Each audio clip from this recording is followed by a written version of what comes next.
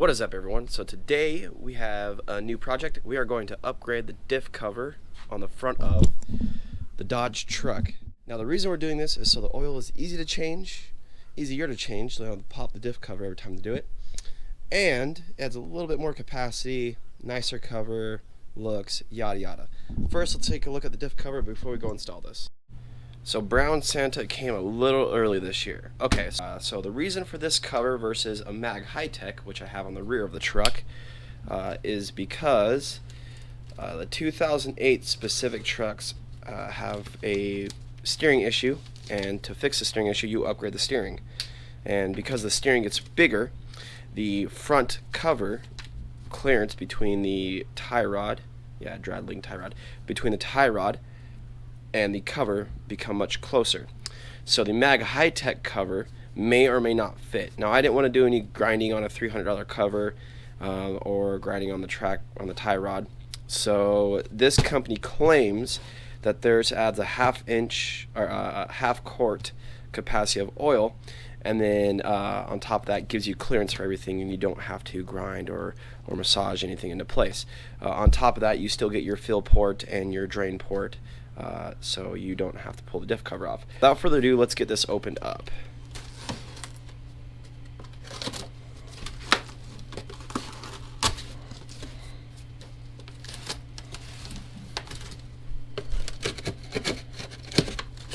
Alright, we're in, so let's take a look. Lots of boxing. So I'm guessing this is probably all of our stuff. Let's see. Yeah, promotional stuff for extra things that we don't need. There's all your covers that you can get. The other cool thing about this cover is you can order it non-painted, non-finished. So there's 3 different types you can order. You can order it no finish at all, cleaned and ready for paint, or painted black. So either one. I think there's like a $40 or $50 difference if you get the painted one versus the non-painted one. The hardware looks beautiful actually, so that would be your fill plug. Let's see, where's the magnet?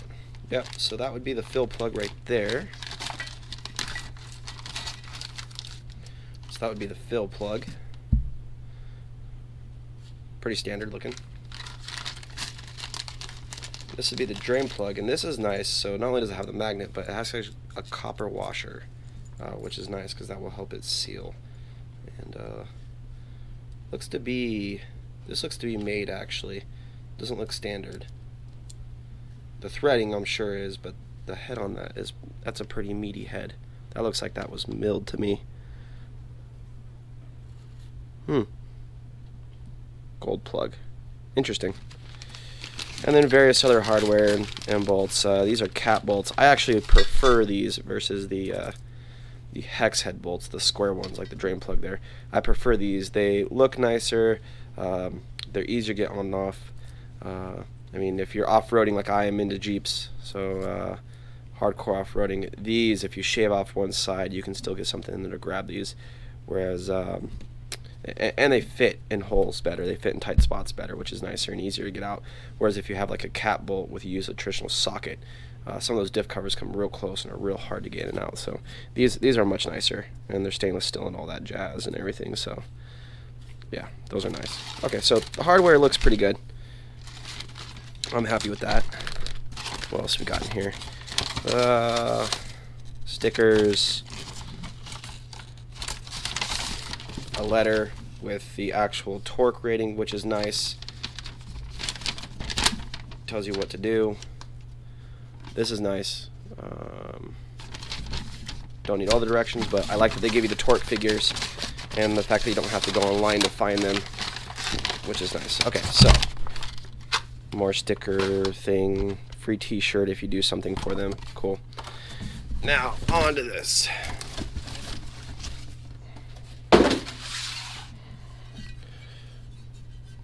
So it will sit that away. And so part of the design here, you can see that it's not probably much bigger than the stock one you have, only holds half a quart more. and the fins are only on one side, and that's because of the way the track bar sits.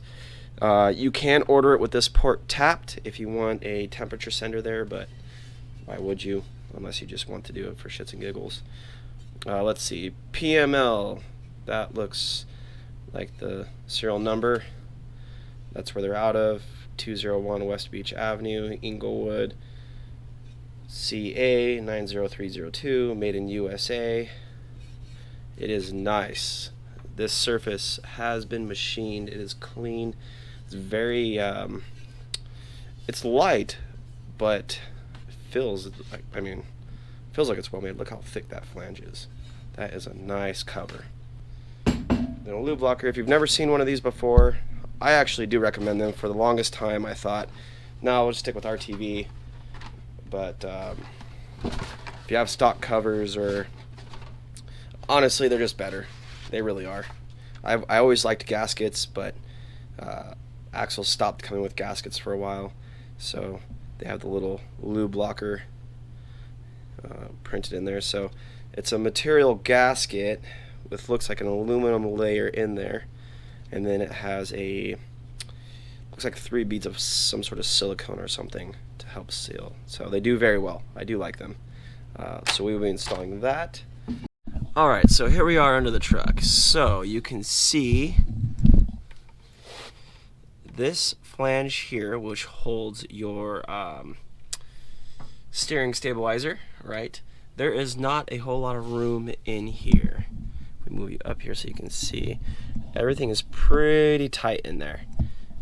So some people grind this plate down because there is studs back here, which you could grind a little off, but then you still have to clearance the cover. However, we're just not going to deal with a cover that doesn't work. So the PML is supposed to work. Let's get our tools out, let's get these bolts off, and let's go to town.